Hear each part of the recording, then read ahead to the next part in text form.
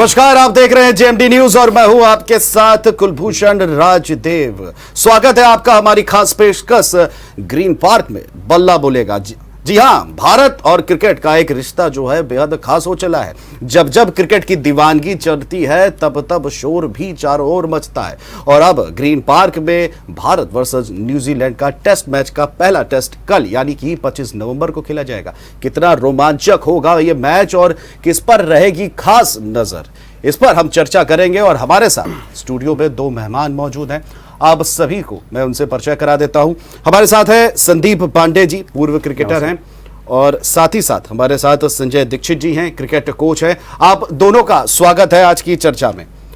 चलिए शुरुआत करते हैं। देखिए, जिस तरह से न्यूजीलैंड वर्सेस इंडिया का T20 सीरीज हुई, 3-0 से मैच जो है वो जीत लिया हमने। अब बारी है टेस्ट मैच की। सबसे पहला सवाल मेरा संदीप जी, माफ कीजिएगा, संजय जी से मेरा सबसे पहला सवाल है। सर, भारत के दोनों मेजबान जो है, ओपनर रोहित शर्मा और केएल पांडे बाहर है। ऐसे में ओपनिंग कौन करेगा, ये एक बड़ा सवाल होता है। इस पर मैं आपकी बात जानना चाहूंगा। दूसरे ओपनर मयंक अग्रवाल हैं और मयंक अग्रवाल ओपन कर सकते हैं और आजिक रहाणे भी ओपन कर सकते हैं, क्योंकि उन्होंने वन डाउन भी क्रिकेट खेली हुई है और वन डाउन एक तरीके से ओपन के तरह ही होता है। लेकिन ये भारत के लिए बहुत नुकसान होगा कि जो है रेगुलर ओपनर जो है इस मैच में नहीं होंगे। ये मनोवैज्ञानिक रूप से फायदा पहुंचाएगा न्यूजीलैंड को। चलिए, मनोवैज्ञानिक की बात करी आपने संजय जी। संदीप जी, जिस तरह संजय ने मनोवैज्ञानिक की बात करी, मयंक का नाम बताया और अग्रवाल का नाम बताया, और अजिंक्य रहाणे बतौर कप्तान जो इस बार शुरुआत कर रहे हैं टेस्ट मैच में, बतौर कप्तान भी जा रहे हैं। तो जिस तरह से मनोवैज्ञानिक की बात उन्हें उठाई, मैं आपसे जानना चाहूंगा कि किन क्या ओपनर्स की मैंने बात करी थी, इस पर आपका क्या राय है?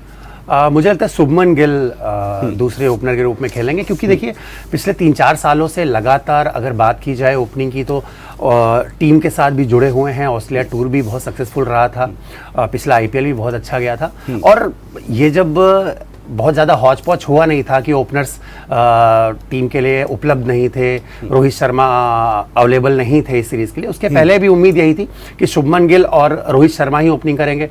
उसके बाद फिर रोहित शर्मा हट गए तो लगा KL राहुल बहुत अच्छी फॉर्म में। देखिए, मुझे ऐसा लगता है कि अगर कोई भी इस तरह की चीज़ होती है कि कोई खिलाड़ी अवेलेबल नहीं होता है टीम के लिए, तो मुझे लग रहा है इसको एक अपॉर्चुनिटी की तरह देखना चाहिए। जिस तरह से शुभमन गिल एक युवा खिलाड़ी हैं, उनकी प्रतिभा को लेकर बहुत ढेर सारे लोगों ने बहुत तारीफें की हैं, उनके पास ये बहुत बेहतर मौका है। और अगर मयंक अग्रवाल की बात करें तो देखिए, पिछले 1 साल के पहले रोहित शर्मा के साथ बहुत अच्छी इनकी जोड़ी थी और ये डबल 100 भी बना चुके टेस्ट मैच में, तो इनके लिए भी मौका है। मुझे लग रहा है एक की असफलता दूसरे के लिए मौके लेके आती है, और इन दोनों ओपनरों के ऊपर अब जिम्मेदारी है, और देखते हैं किस तरह से ये अपने मौके को बनाते हैं। चलिए, आपने कहा कि कहीं ना कहीं गिल को मौका मिलना चाहिए, और जिस तरह से संजय सर ने भी हमें बताया कहीं ना कहीं मनोवैज्ञानिक असर है, उसको भी देखना चाहिए। और आपने मौके की भी बात करी, बिल्कुल मौका जो है वो मिलना चाहिए। और अगर बात करें पूरी टीम की तो कहीं ना कहीं संदीप जी, नए चेहरे जो है वो भी देखा जा रहा है। लेकिन आपने शुभमन गिल साहब की बात करी, श्रेयस अय्यर को भी क्या बतौर डेब्यू किया जा सकता है कल के मैच में? जी बिल्कुल, देखिए श्रेयस अय्यर का तो डेब्यू होगा ही, क्योंकि मुझे लग रहा है 5 नंबर पे आज या कल ही सूर्य कुमार यादव जरूर टीम के साथ जुड़े हैं, बट मुझे लग रहा है फर्स्ट चॉइस अय्यर थे, तो मुझे लग रहा है अय्यर को ही मौका मिलेगा। और देखिए, उनके लिए भी, उनका भी क्रिकेट का जो सफर रहा बहुत उतार चढ़ाव भरा रहा। टीम में आए, फिर इंजरी की वजह से बाहर हुए, तो बहुत बेहतरीन मौका है। विराट कोहली उपलब्ध नहीं है, और ये जरूर है कि उनके ऊपर भी देखिए, जब किसी खिलाड़ी को इस तरह से मौका मिलता है कि आप कितने भी रन बना लीजिए, अगली सीरीज के लिए जो टीम का मुख्य खिलाड़ी है वो वापस आएगा और आपको बाहर बैठना पड़ेगा, तो प्रेशर बहुत ज्यादा हो जाता है, क्योंकि एक जो मोटिवेशन फैक्टर होता है ना कहीं वो प्रभावित होता है। तो मुझे लग रहा है कुछ भी हो, बट अय्यर के पास एक बेहतरीन मौका है, एक प्लेटफॉर्म है, 2 टेस्ट मैच है उनके पास, और वो बेहतरीन परफॉर्मेंस करके फ्यूचर के लिए अपनी जगह जो है टीम में पुख्ता कर सकते हैं। बिल्कुल बिल्कुल, फ्यूचर के लिए भी, क्योंकि कहीं ना कहीं हमें देखना पड़ता है, कई चीज़ों को भी लेकर देखना पड़ता है। संजय जी, आपसे जानना चाहेंगे कि ग्रीन पार्क की पिच का मिजाज क्या है? ग्रीन पार्क का पिच जो है ग्रीन पार्क का जो पिच है वो सुबह बॉलरों को बहुत फायदा पहुंचाता है, क्योंकि गंगा के किनारे का ग्राउंड है, हल्का सा ड्यू भी रहता है वहाँ पे, और इस समय ड्यू तो काफ़ी हो रहा है, तो लेकिन उसके बावजूद भी जब टेस्ट मैच होता है तो उसमें चौथे दिन से विकेट टूटना शुरू हो जाता है, और जिसकी वजह से जो भी टॉस जीतेगा वो पहले जो है बैटिंग करने की कोशिश करेगा कि जिससे फर्स्ट इनिंग जो है वो लीड लेके उसके बाद फोर्थ इनिंग उसको न खेलनी पड़े। तो ये कुछ उदाहरण पिछले मैचों के ग्रीन पार्क के रहे हैं कि 3.5 दिन में टेस्ट खत्म हो गया, कोई 5वें दिन सुबह खत्म हुआ, तो ये काफ़ी समय से चला आ रहा है। तो मेन और हमारे स्पिनर भी ठीक हैं, तो बट नेचुरल है कि जो विकेट बनेगा वो स्पिनर के लिए ही बनेगा, और टॉस जीत के पहले बैटिंग करने वाला टीम जो है वो फायदे में रहेगी। फायदे में रहेगी, बिल्कुल। ये अगला सवाल मेरा यही था संजय जी, जिस तरह से आपने कहा कि टॉस की भी बात आपने इसी में कर दी, क्योंकि अक्सर टॉस को भी कहीं ना कहीं महत्व दिया जाता है क्रिकेट में, और आपने जिस तरह से बताया कि क्योंकि गंगा के किनारे का क्षेत्र है और नमी भी रहती है, तो सुबह बॉलरों को जो है वो खासतौर पे वो मौका जो है वो मिलेगा।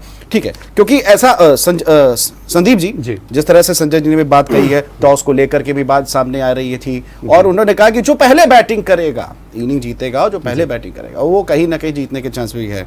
और जिस तरह से आपको बता दें कि क्योंकि ऐसा कहा जाता है कि शुरुआत में फास्ट बॉलर्स जो होते हैं उनके लिए ग्रीन पार्क में चीज़ें अच्छी होती हैं, और उसके बाद ये भी कहा जाता है कि कहीं ना कहीं उसके बाद स्पिन के लिए वरदान भी साबित होती है ग्रीन पार्क की पिच। इसको लेकर के हमारे दर्शकों को बताइए। जी बिल्कुल सही कहा, जैसा पाजी ने अभी कहा कि शुरुआत में फास्ट बॉलर को चांस है।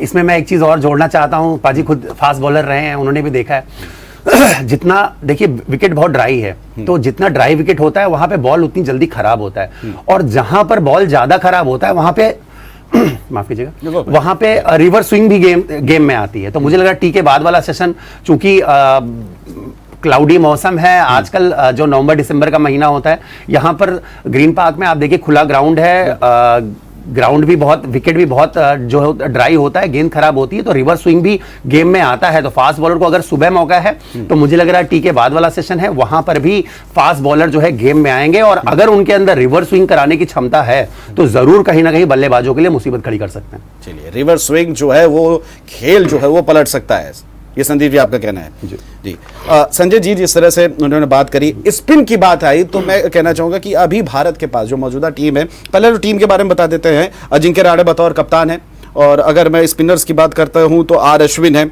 और अक्षर पटेल हैं, और भी क्या रविंद्र जडेजा भी हैं, तो जयंत यादव भी हैं, ऑलराउंडर हैं हालांकि। और जिस तरह से स्पिन गेंदबाजों की बात हो रही है, और मैंने भी कहा था संदीप जी की वरदान साबित होता है ग्रीन पार्क स्पिनबाजों के लिए, तो आर अश्विन, रविंद्र जडेजा और अक्षर पटेल की रणनीति क्या होगी, इस पर मैं आपसे जानना चाहूंगा संदीप जी। देखिए, स्पिनर्स के लिए तो एक सीधा सा फार्मूला है कि आप अगर ट्रैक रिकॉर्ड उठा के देखेंगे तो पिछले लग रहा है 4-5 सालों में ऐसा हो रहा है कि इंडिया टीम टॉस जीत के पहले बल्लेबाजी करती है, 350-400 रन बनाती है, और उसके बाद वो रन इन विकेटों पे इतने ज्यादा हो जाते हैं कि किसी भी टीम को 2 से 3 बार भी आउट कर दे तो भी उतने रन वो टीम बना नहीं पाती है। अगर आपको याद हो 2016 का टेस्ट मैच न्यूजीलैंड के अगेंस्ट इसी विकेट पे लगभग 200 रन से जीते थे। बिल्कुल, एक बार मतलब 2 बार उनको बल्लेबाजी करा दी थी, फिर भी 200 रन से हम लोग टेस्ट मैच जीत गए थे। तो स्पिनर्स का देखिए विकेट ही ऐसे, रोकना चाहूंगा, वो टेस्ट मैच भी बड़ा ऐतिहासिक रहा था जी, उसको 500वां ऐतिहासिक टेस्ट मैच खेला रहा था, और बड़ी अच्छी जीत की थी इंडिया ने। जी बिल्कुल बिल्कुल सही है। तो देखिए विकेट्स का बहुत बड़ा रोल है। हाँ, यहाँ पे एक छोटी सी चीज मैं और मेंशन करना चाहता हूँ कि इस बार का जो विकेट है वो देखिए उन्नाव, बगल में ही उन्नाव डिस्ट्रिक्ट है, वहां की मिट्टी से बना हुआ है, और ये मिट्टी के बारे में बहुत ढेर सारी बातें अलग अलग तरह की हो रही है। इवन साउथ अफ्रीका से बहुत ढेर सारे कुछ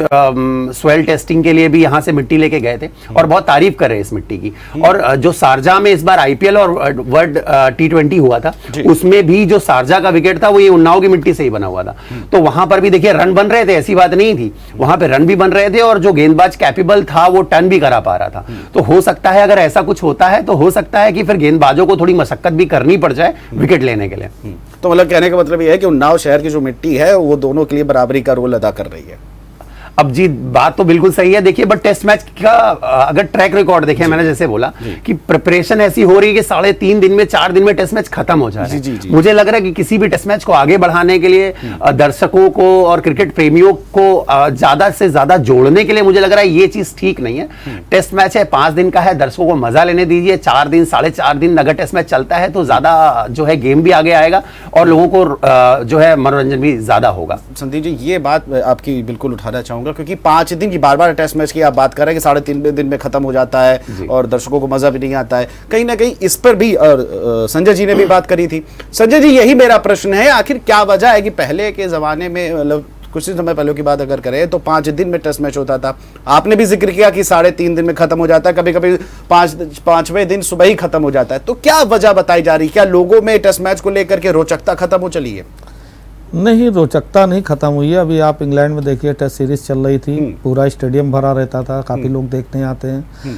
मेन होता है विकेट का जो रोल है, वो हमारे इंडिया में इधर कुछ सालों से सिस्टम जो है करीब 15-20 साल से चल रहा है कि अपने हिसाब से विकेट बना लेना और उस हिसाब से क्रिकेट होती है, उसी हिसाब से खिलाड़ी खेलते हैं। तो मेन होता क्या है कि अगर जबकि आप बात पहले की कर रहे हैं कि पहले 5 दिन चलता था मैच, तो वो स्पोर्टिंग विकेट होते थे। उस समय विकेट ढके नहीं जाते थे, ओस उन पे प्रॉपर गिरती थी। सुबह फास्ट बॉलर को जब बैट्समैन फेस करता था तो कांपता था कि जो है इस समय जो है सुबह सुबह हम जा रहे हैं। तो वो सब चीज़ें देखने में वो एक नेचुरल था। अब क्या होता है, विकेट को ढक दिया जाता है, उस पे जो है उसकी पूरी केयर करते हैं कि बारिश वारिश की वजह से ये सब प्रिकॉशन लिए गए थे, लेकिन इन प्रिकॉशनों की वजह से कहीं ना कहीं क्रिकेट डाउन हुआ है टेस्ट मैच में। खास करके जब इंग्लैंड से अलग या ऑस्ट्रेलिया है, न्यूजीलैंड, इन 3-4 जगहों से अलग क्रिकेट होती है, तो वहाँ पे दर्शक आपको कम मिलेंगे। जैसे वेस्ट इंडीज एक समय बादशाह था क्रिकेट में, और वहाँ पे पूरी जनता क्रिकेट के लिए दीवानी रहती थी। आज वेस्ट इंडीज में स्टेडियम खाली पड़े रहते हैं, क्योंकि वहाँ पर भी अब पेस बॉलर वैसे नहीं है और विकेट जो है एकदम परफेक्ट बैटिंग विकेट बनाए जाने लगे हैं। तो होता क्या है कि एकदम नीरस मैच जब हो जाते हैं तो पब्लिक वहाँ से मुख मोड़ लेती है। लेकिन जितना टेस्ट मैच अभी इंग्लैंड में हुआ, उसको जो है लोगों ने हिंदुस्तान में टीवी पे भी देखा, वहाँ पे लोगों ने स्टेडियम में देखा, और काफ़ी अच्छे स्पोर्टिंग विकेट थे और उस पर क्रिकेट खेली जा रही थी। तो इस तरह के अगर स्पोर्टिंग विकेट बनाएंगे तो पब्लिक हिंदुस्तान में भी 5 दिन लगातार क्रिकेट देखने में मजे लेगी और खिलाड़ियों को भी खेलने में अच्छा लगेगा, बशर्ते स्पोर्टिंग विकेट बनाए जाएं। चलिए, आपने स्पोर्टिंग विकेट की बात करी, और संदीप जी आप कितना इत्तेफाक रखते हैं संजय जी से? जी बिल्कुल, देखिए मैं 100% एग्री हूँ। इसमें 1-2 चीज़ें थोड़ा सा और जोड़ना चाहता हूँ मैं। बिल्कुल। देखिए, मेजबान होने के नाते आपको तो ये अधिकार है कि आप टेस्ट मैच भी जीतना चाहते हैं, तो चूंकि विकेट आप बना रहे हैं तो अपनी जो टीम की स्ट्रेंथ है उस पर ही आप विकेट बनाएंगे। बट उस स्ट्रेंथ को आप गेन करने के चक्कर में कहीं ऐसा नहीं हो जाए कि आप गेम के साथ खिलवाड़ करें। जो टेस्ट मैच किसी भी कंट्री में, इंडिया में ही हुआ है, पिछले टूर्स पे अगर देख लें तो 2 दिन में, 2.5 दिन में, 3 दिन में टेस्ट मैचेस खत्म हो गए। तो देखिए, वो क्रिकेट के साथ न्याय नहीं है। मेरा मानना है कि टेस्ट मैच है तो टेस्ट मैच का नाम ही टेस्ट इसलिए पड़ा है क्योंकि स्पिन गेंदबाज, फास्ट बॉलर और बल्लेबाज, तीनों जो कैटेगरी हैं इस खेल की, उस हर कैटेगरी के हर खिलाड़ी का रियल टेस्ट होना चाहिए। अगर आपने एकदम अखाड़ा बना दिया है तो 2-2.5 दिन में टेस्ट मैच खत्म ही होना है। आपको सपोर्टिंग विकेट जरूर बनाने चाहिए। एक चीज और ऐड करता हूं इसमें कि जिस तरह से फटाफट क्रिकेट आया है, T20 और वनडे क्रिकेट, वनडे तो खैर काफी दिनों से, T20 क्रिकेट आया है, तो इसमें कहीं ना कहीं बल्लेबाजों की जो मानसिकता है, इनके खेलने का जो तरीका है, ये भी बदला है। अभी रिस्क लेने से बल्लेबाज डरते नहीं, और ज्यादा रिस्क लेंगे तो जाहिर सी बात है आउट होने का खतरा भी बढ़ता है। तो ये रीजन भी है कहीं ना कहीं इसमें, क्योंकि उतना पेशेंस भी बल्लेबाजों में रह नहीं गया, टेक्निकली उतना साउंड नहीं रहेगा बल्लेबाज। अलग अलग तरीके के इनोवेटिव शॉट जरूर मारते हैं, बट वो जो डिफेंसिव टेक्निक है, जो टेस्ट मैच के लिए सबसे इंपॉर्टेंट चीज है, मुझे लग रहा है कहीं ना कहीं उसमें थोड़ी सी लैकनेस आई है, उसमें थोड़ी कमी आई है। बिल्कुल, डिफेंसिव टेक्निक की आपने संदीप जी बात करी, और इस बात से मैं भी इत्तेफाक करता हूं। जब से T20 सीरीज शुरू हुई, देखिए अपना अपना लोगों का नजरिया है, किसी को 3-3.5 घंटे में मैच का लुत्फ खत्म करना है, लेकिन एक बात बिल्कुल मैं आपके सहमत हूं कि जो टेक्निक होती थी, आपने कहा कि फास्ट बॉलर्स जो होते थे, स्पिनर्स जो होते थे और जो बल्लेबाज होते थे, इन तीनों के टेस्ट के लिए ही तो ये रखा गया है, क्योंकि 5 दिन में उनकी परफॉर्मेंस क्या होती है, फॉर्म में है या नहीं है, आगे की किस प्लेटफॉर्म में वो खेलना चाहेंगे, तो इन सब चीज़ों को लेकर करना चाहिए। और कहीं ना कहीं आप दोनों की बात से मैं सहमत हूं कि अब आपने भी कहा संदीप जी कि जो अब खिलाड़ी हैं, अब वो इतना ज़्यादा इच्छुक भी कहीं ना कहीं उनको भी, मतलब डामाडोल स्थिति उनकी भी रहती टेस्ट मैच को लेकर के। जी है, चलिए अब एक सवाल जो है, क्योंकि प्लेइंग 11 की बात हो जाती है, तो प्लेइंग 11 में किन खिलाड़ियों को जगह मिलेगी और किन खिलाड़ियों पर खास फोकस रहेगा? सबसे पहले अगर भारत की बात कर ले तो अजिंक्य रहाणे बतौर कप्तान है, बैट्समैन है। KL राहुल को रिप्लेस किया है सूर्य कुमार यादव ने, और मयंक अग्रवाल जो है बैट्समैन है, आपने बताया कि टेस्ट में उन्होंने डबल जो है सेंचुरी वो मारी थी। चेतेश्वर पुजारा जो है उपकप्तान है, बैट्समैन की पोजीशन पे है। शुभमन गिल जो साहब है वो बैट्समैन है, श्रेयस अय्यर बैट्समैन है, रिद्धिमान शाह जो है विकेट कीपर और बैट्समैन है, के.एस. भारत भी है wicket keeper batsman, Ravindra Jadeja है, आर अश्विन है, अक्षर पटेल है, जयंत यादव है, ईशांत शर्मा जो है वो भी बतौर है फास्ट बॉलर की बात करें, उमेश यादव फास्ट बॉलर में है, मोहम्मद सिराज जो है वो फास्ट बॉलर में है और प्रसिद्ध कृष्ण जो है ये फास्ट बॉलर में है। तो अगर बात की जाए इन 4 जो है वो फास्ट बॉलर हैं, 3 स्पिन है और 4 स्पिन है। तो इन सब जो है सारी टेक्निक चीज मिली हुई है। सबसे पहला सवाल संजय जी, प्लेइंग 11 में किन खास को जगह मिलेगी और किन पर फोकस रहेगा, सबसे पहले आपसे राय। देखिए 5 बैट्समैन प्लस 1 विकेट कीपर जी, और रिद्धिमान शाह भी बैटिंग कर लेते हैं जी। तो 6 तो बैट्समैन हो गए आपके। उसके बाद जो 3 स्पिनर के साथ मेरे ख्याल से खेलना पसंद करेंगे इंडियंस, क्योंकि जिस तरह के विकेट्स पहले होते आए हैं ग्रीन पार्क में, अब जिस तरह से संदीप ने भी कहा कि विकेट ड्राई है, तो अगर विकेट ड्राई है तो बट नेचुरल है, ये तीसरे दिन से ही हो सकता है टूटना शुरू हो जाए। तो अभी इससे सबसे पहले मैंने कहा था जो टॉस जीत के पहले बैटिंग करेगा तो उसको थोड़ा सा फायदा रहेगा। और रही बात बॉलरों की, तो ये 3 स्पिनर अगर खेलेंगे तो 2 मीडियम पेसर खेलेंगे। तो 2 मीडियम पेसर जो होंगे तो वो जिस तरह से संदीप बोल रहे थे कि ड्राई विकेट है, बॉल जल्दी खराब होता है, तो उसमें जो है स्पिनर्स को दिन भर बॉल फेंकने का मौका मिलेगा। अगर बॉल जल्दी खराब होता है तो स्पिनर्स को ज़्यादा से ज़्यादा ओवर करने को मिलेंगे, जिससे अगर 3 स्पिनर होंगे तो स्पिनर थकते भी देर से हैं, तो उनसे ज़्यादा बॉलिंग करा के ये न्यूजीलैंड को जल्दी समेटने की कोशिश करेंगे, मेरा जहाँ तक मानना है। चलिए आपने कहा, अगर बात की जाए फोकस, अगर संजय जी आपसे जानूंगा कि फोकस किन किन खास खिलाड़ियों पर रहेगा और 11 में कौन से खास खिलाड़ी रहेंगे। देखिए 11 का डिसाइड जो होता है वो सुबह होता है, क्योंकि जो है टीम मीटिंग्स होती हैं, वो जो टीम मीटिंग में कभी भी 11 डिक्लेयर नहीं होती। हाँ। होता क्या है कि किस तरह से रात में बारिश हो गई, एकदम से प्लान चेंज करना पड़ गया, बिल्कुल, बिल्कुल। ऑन फील्ड पे क्या हो रहा है, जिम्मेदारी सबसे बड़ी तो हार्दिक रहाणे की है, क्योंकि टेस्ट मैच में वो दोबारा कप्तान बनाए गए।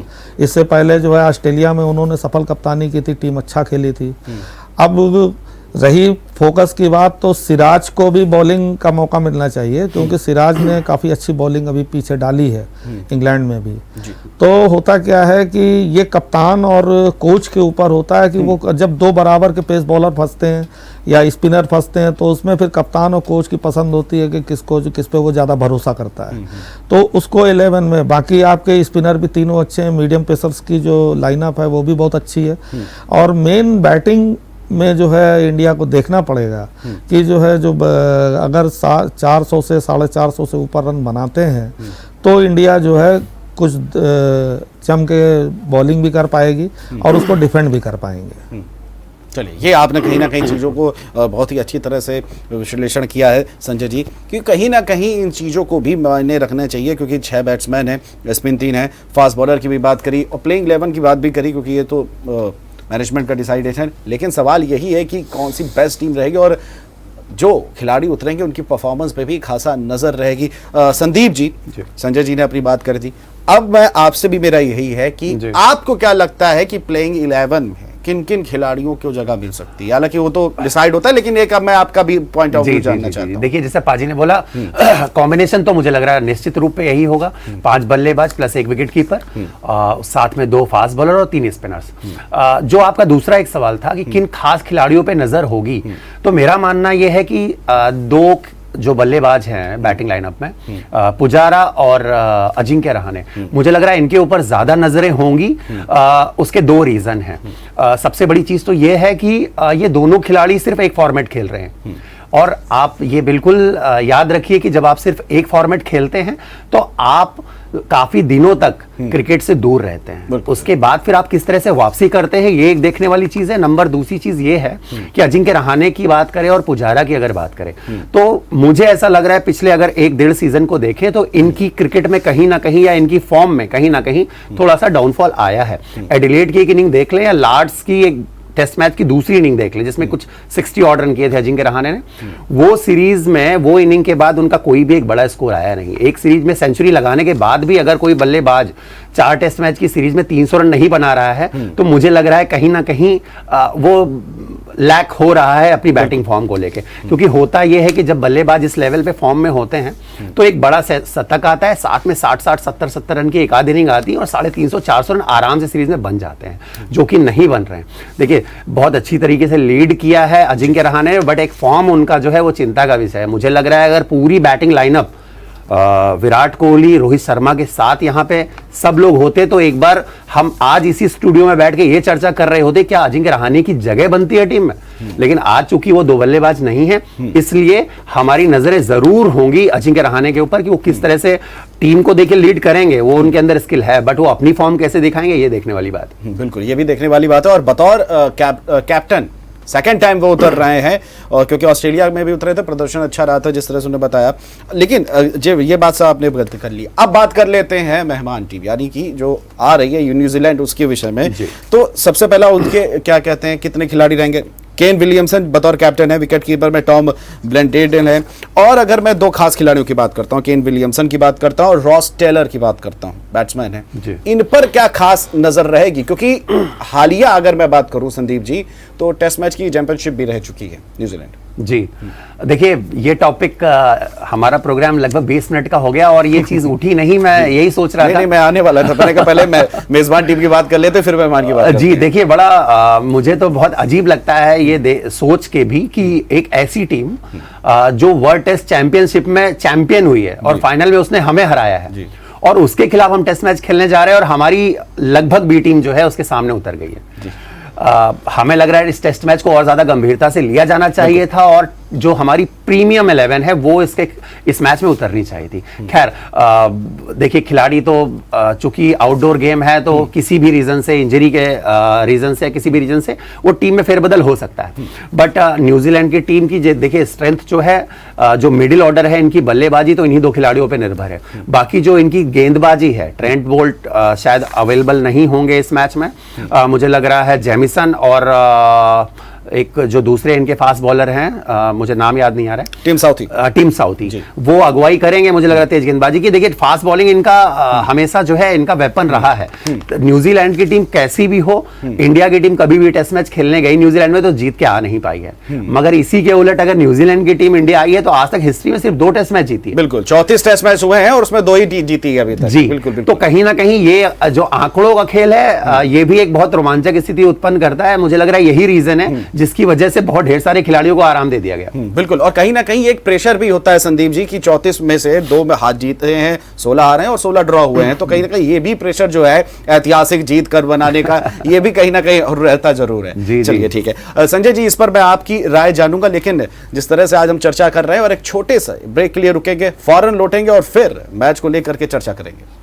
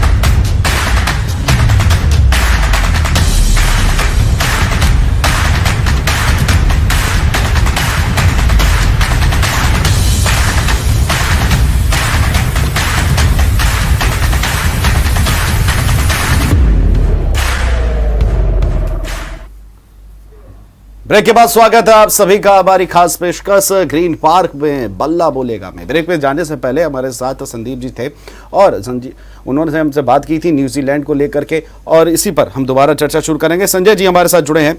संजय जी, संदीप जी ने अपनी राय रख ली, अब मैं प्लेइंग 11 को लेकर के आपकी राय जानना चाहता हूँ मेहमान टीम को लेकर के।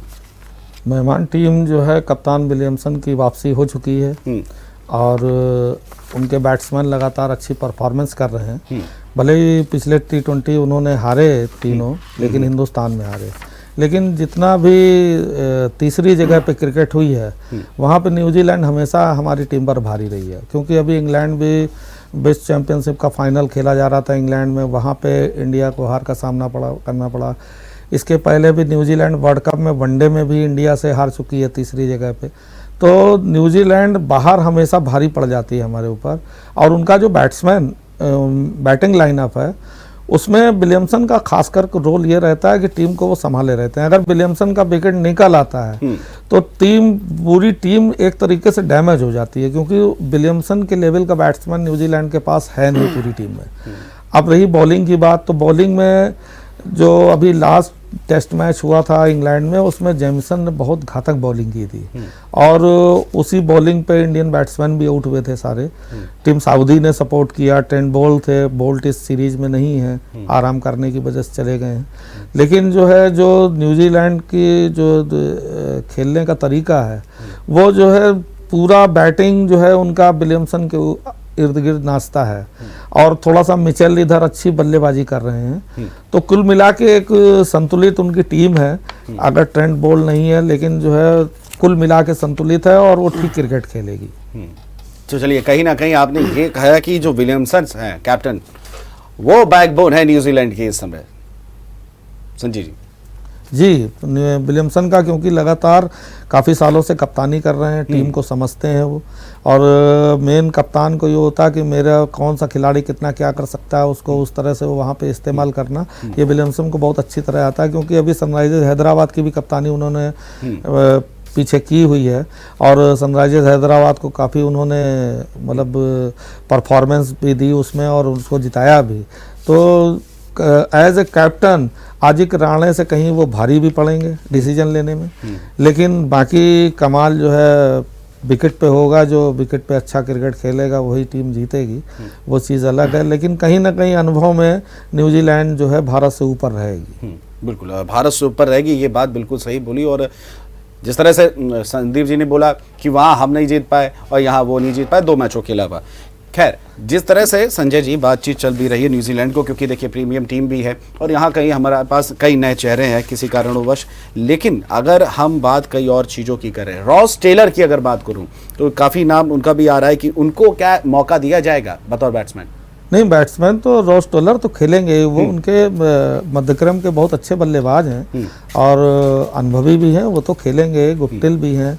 तो मेन होता क्या है कि हमारी टीम में जो खिलाड़ी हैं, अब जिस तरह से रोहित शर्मा, राहुल चोटिल हो गए, रोहित शर्मा खेल नहीं रहे हैं और क्या कहते हैं विराट कोहली नहीं है, तो ये खिलाड़ी काफ़ी समय से क्रिकेट खेल रहे हैं। जिस समय इंग्लैंड गए थे, इंग्लैंड में 1 महीना रेस्ट किया, उसके बाद लगातार क्रिकेट खेली। एक टेस्ट मैच वहाँ नहीं हुआ, उसके बाद पूरी टीम जो है दुबई आ गई, वहाँ पे IPL क्रिकेट हुआ, फिर IPL के बाद वर्ल्ड कप हुआ। तो खिलाड़ी के एनर्जी पावर भी डाउन होता है। एनर्जी कहीं ना कहीं लैकिंग वर्ल्ड कप में हमें देखने को मिली, जहां पे इंडिया हार गई। क्योंकि जो है शरीर तो वही है, आप जो है कितना क्रिकेट खेलेंगे, तो कुछ ना कुछ ये सब कारण रहते हैं। तो हमारे BCCI को भी ये शेड्यूल बनाने चाहिए कि जो है कुछ खिलाड़ियों को बीच में रेस्ट दिया जाए, जिससे हम जो मेन सीरीज आ रही है उसमें अच्छी परफॉर्मेंस और पूरी टीम हमारी उतर सके। अब आज पोजीशन ये है कि आजिक राणे कप्तान है और टीम सारी युवा है। बिल्कुल, आगे भी मतलब ये क्रिकेट खेलेंगे, अच्छी परफॉर्मेंसेज आएंगी। हम लोग मतलब ये चाह रहे हैं कि अच्छी परफॉर्मेंस आए, नए खिलाड़ी करेंगे तो टीम में और जो है सेटल होंगे वो। तो कहने का मतलब ये है, कहीं ना कहीं अनुभव के आधार पे अगर देखेंगे तो न्यूजीलैंड का पड़ला इंडिया से भारी रहेगा। चलिए, बिल्कुल संजय जी, ये बात तो मैं बिल्कुल आपकी सहमत हूँ, क्योंकि अगर अनुभव की बात की जाए तो ज़्यादातर भारतीय टीम में नए चेहरे हैं। किसी एक को, सीनियर प्लेयर को होना बेहद आवश्यक है, क्योंकि मनोबल, आपने मनोवैज्ञानिक की सबसे पहले देखिए चर्चा करी थी, मनोवैज्ञानिक शब्द, तो मनोवैज्ञानिक चीज़ों का भी असर जो है इसको लेकर के पड़ता है।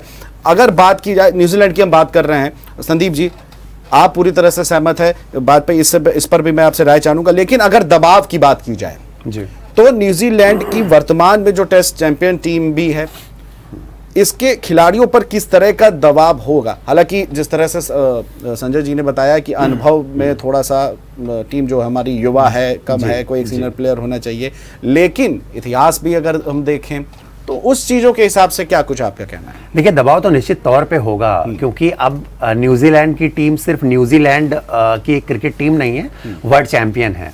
और जिस फॉर्मेट में आप खेलने जा रहे हैं, उस फॉर्मेट में आप विश्व विजेता के तौर पे इस टेस्ट मैच में उतरेंगे, तो सर्तियां आपके ऊपर दबाव होगा। और आप ने फाइनल में जिस टीम को हराया था उसी टीम से खेल रहे, तो ये तो बात है कि दबाव जरूर होगा। मगर देखिए, न्यूजीलैंड के जो क्रिकेटर हैं, उनका जो खेलने का तरीका है, देखिए बिना किसी सुपरस्टार की ये टीम जो सीमित रिसोर्सेज हैं, उनका बहुत अच्छी तरीके से यूटिलाइज करके उसको अच्छी परफॉर्मेंस में कन्वर्ट करना न्यूजीलैंड की ये खासियत रही है हमेशा।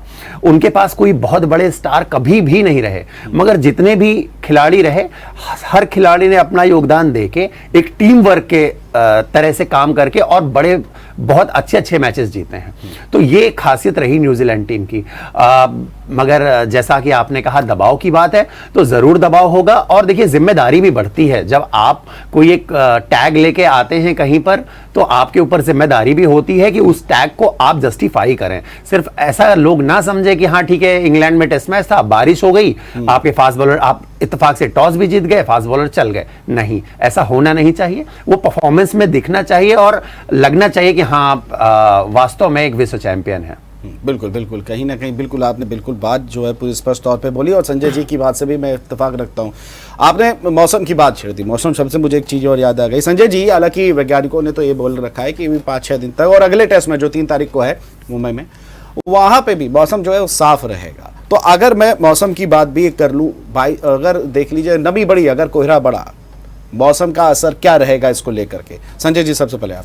मौसम का असर है, सुबह ड्यू का असर रहेगा। अगर जो है सुबह जो भी बॉलिंग करेगा, अगर उसके मीडियम पेसर सही एरिया में बॉल डालेंगे तो 1-2 विकेट, 2-3 विकेट निकाल सकते हैं।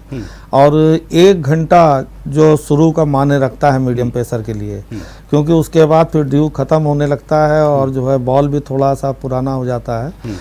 तो लेकिन जो शुरू का 1 घंटा रहेगा, जिस भी टीम के फास्ट बॉलर अगर बॉल सही एरिया में डालेंगे तो 2-3 विकेट निकालना कोई बड़ी बात नहीं है ग्रीन पार्क जैसे विकेट पे, क्योंकि सुबह गंगा के किनारे का मौसम है, भारी वातावरण रहता है, ड्यू भी रहता है और जो है उस भारी वातावरण में स्विंग भी बॉल अच्छा होता है। तो पेस बॉलरों के लिए जो सुबह बॉलिंग करेंगे 1 घंटे बहुत अच्छा मौका रहेगा। और जैसे संदीप पांडे ने पहले बोला था कि जो है शाम को टी के बाद, तो अगर रिवर्स स्विंग किसी को आता है तो ही शाम को जो है अच्छी बॉल करेगा, क्योंकि ये विकेट सीधा विकेट ज़्यादा होने के चांसेज है, बशर्ते जो है इस पे बहुत ज़्यादा स्विंग या ये सब देखने को नहीं मिलेगा। क्योंकि अगर सुबह 1 घंटे का आप इस्तेमाल कर सकते हैं तो विकेट मिल सकते हैं। चलिए, बिल्कुल आपने कहीं ना कहीं टेक्निकल चीज़ें भी बता दी, और अगर हमारे दर्शक जो देख रहे होंगे वो भी इस बात को गौर फरमाएंगे। संदीप जी, अगर बात करें हम तेजेश्वर पुजारा की, बतौर बैट्समैन ग्रीन पार्क में उनका प्रदर्शन जो है काफी अच्छा रहा है। इस बार क्या कुछ उम्मीद लगाई जा सकती है उनके फॉर्मेट को देख करके, के फॉर्म में है इस बार? जी देखिए, चेतेश्वर पुजारा की बात इस कार्यक्रम में हम लोगों ने अभी थोड़ी देर पहले भी की थी, और मैं फिर वही बात कहूंगा कि जब कोई खिलाड़ी सिर्फ एक फॉर्मेट खेल रहा है और वो भी टेस्ट मैच जैसा फॉर्मेट, फटाफट क्रिकेट में आप T20 मैचेस होते रहते हैं, वनडेज होते रहते हैं, कहीं ना कहीं IPL भी खेल ही रहे हैं। चेतेश्वर पुजारा जैसा खिलाड़ी IPL में आपको दिखता नहीं है, T20 में जगह नहीं है, वनडे टीम में जगह नहीं है, सिर्फ टेस्ट मैच में खेलते हैं। आखिरी बार ऑस्ट्रेलिया में खेले थे, इंग्लैंड में खेले थे, तो वो गैप बहुत बड़ा है। और खिलाड़ी जो होता है, एक फिटनेस होती है, एक मैच फिटनेस होती है। वो मैच फिटनेस आपको ज्यादा से ज्यादा मैच खेलने के बाद ही आती है। वो पिछला दौरा वो जहां पे छोड़ के आए थे, उसको किस तरह से 1-2 बहुत अच्छी इनिंग खेली थी और उन्होंने उम्मीद जताई थी अपने फॉर्म की, बट क्या वहीं से वो शुरुआत कर पाएंगे, ये देखने वाली बात है। देखिए, उनकी एबिलिटी पे कोई शक नहीं है, बहुत बेहतरीन टेस्ट बल्लेबाज हैं। मुझे लग रहा है कि अगर विराट कोहली को छोड़ दिया जाए तो आज भी आंकड़ों की नज़र में सबसे बेहतरीन बल्लेबाज इस समय जो उपलब्ध हैं भारत में, तो मुझे लग रहा है वो चेतेश्वर पुजारा ही हैं। बट क्या वो इतने गैप के बाद उतनी लय में हैं या नहीं है, ये देखने वाली चीज़ होगी। किस तरह से वो कैपिटलाइज कर पाते हैं इन चीज़ों को, मुझे लग रहा है ये ज्यादा महत्वपूर्ण चीज। जी बिल्कुल ये कहीं ना कहीं, क्योंकि देखिए टेस्ट मैच में आपने बिल्कुल सही कहा कि काफी वक्त भी हो गया है, तो उसका एक चीज और बोलना चाहता हूं। देखिए जब आप सिर्फ टेस्ट मैच खेल रहे हैं और हर तीसरे चौथे या 5 महीने बाद टेस्ट मैच होता है, तो आपके ऊपर प्रेशर और बढ़ जाता है, क्योंकि आपको 2-3 इनिंग ही मिलती है, और वो 2-3 इनिंग अगर इत्तेफाक से कभी ऐसा हो गया कि एक इनिंग में कोई एक अच्छी बॉल डल गई, एक इनिंग में आपने कोई खराब शॉट खेल दिया, एक इनिंग में ऐसा हो गया कि किसी के क्षेत्ररक्षक ने बहुत अच्छा कैच पकड़ लिया, तो फिर आप समझ लिए वो असफलता आपकी जो है वो बहुत ज्यादा बढ़ जाती है, लोगों को बहुत ज्यादा याद रहती है, क्योंकि आपको दोबारा मौका मिलता नहीं है कि आप कोई बड़ी इनिंग खेल के वो असफलता को आप छुपा लें। तो मुझे लग रहा है इसलिए और महत्वपूर्ण हो जाता है चेतेश्वर पुजारा के लिए टेस्ट मैच। बिल्कुल, कहीं ना कहीं दबाव जो है वो भारतीय क्रिकेट टीम के कुछ खास खिलाड़ियों में भी और पूरी टीम को भी है, और दोनों तरफ जो है प्रेशर जो है वो देखा जा रहा है। संजय जी, एक सवाल मेरा ये है, 2016 में बात की जाए जब टेस्ट मैच हुआ था, आर अश्विन और जडेजा की जुगलबंदी के चलते न्यूजीलैंड के बैट्समैन जो थे वो फंसे रह गए थे, क्या इस बार भी कुछ ऐसा ही देखने को मिलेगा? हाँ, जिस तरह से विकेट पिछले बार खेला था 2016 में, उस तरह का विकेट बनाएंगे तो फिर पोजीशन वहीं पे आनी है, क्योंकि देखिए न्यूजीलैंड के जो विकेट होते हैं वो बहुत तेज होते हैं, और इस तरह के विकेटों पे उनको अभ्यास भी नहीं मिलता है। जिस तरह का विकेट उनको मैच में दे दिए जाते हैं, इस तरह का अभ्यास विकेट भी नहीं होता है कि वो इतना टूटा हुआ हो उस पर अभ्यास करें। वो मेन होता क्या है कि वो विकेट ही नहीं समझ पाते हैं कि दूसरे दिन के बाद समझ में आना होता है कि ये विकेट कैसा चलेगा। अब जैसे संदीप ने बता दिया था कि वो विकेट ड्राई है, तो ड्राई होने का मतलब है कि दूसरे दिन के बाद से टूटेगा वो विकेट। तो अगर वो ड्राई नहीं है, अगर उस पर घास है, तो घास तो ये छोड़ने से रहे, क्योंकि न्यूजीलैंड के मीडियम पेसर कहीं ना कहीं इनसे बेटर है, हमारी टीम से बेटर मीडियम पेसर है न्यूजीलैंड के पास, तो घास तो छूटने का मतलब ही नहीं है। तो आप ये मान के चलिए कि अक्षर पटेल, जडेजा और आर अश्विन जी मेन की जो घूमेगी वो अश्विन के ऊपर घूमेगी। आप जो नई गेंद से हो सकता है कि पहली गेंद मीडियम प्रेशर डाले और जो है वो गेंद ना कैरी करे, दूसरे ओवर से स्पिनर लगाना पड़ जाए, या कुछ ऐसा घटित हो जाए कि उधर से जडेजा फेंक रहे हैं, इधर से अश्विन फेंक रहे हैं, ये भी हो सकता है। क्योंकि जिस तरह से विकेट बनाए जाते हैं कभी कभी ऐसा भी हो जाता है, और इन विकेटों पे जो है इन दोनों की जुगलबंदी तो चलनी ही चाहिए। चलिए, आपने भी काफ़ी कीवर्ड्स जो हैं वो बताए हैं, और जिस तरह से आज चर्चा हुई है, आप दोनों मेहमानों का बहुत बहुत शुक्रिया संजय जी आपका भी, और संदीप जी आपका भी बहुत बहुत शुक्रिया। आपने दर्शकों को जिस तरह से कीवर्ड्स बताएं और क्या कुछ खास चीज़ों पे इंडिया टीम को नज़र रखनी चाहिए और किस चीज़ पे सावधानी रखनी चाहिए, ये इसको लेकर के कल का मैच शुरू होगा। और हम तो यही भरोसा करते हैं और यही दुआ करते हैं कि इंडिया जो है वो मेज़बानी कर रही है, और तकरीबन 2016 में जो ऐतिहासिक टेस्ट मैच जीता था उसके बाद एक बार फिर से जीत जो है वो दर्ज करा है। फिलहाल हमारी खास पेशकश ग्रीन पार्क में बल्ला बोलेगा में महज इतना ही। मुझे दीजिए इजाजत, नमस्कार।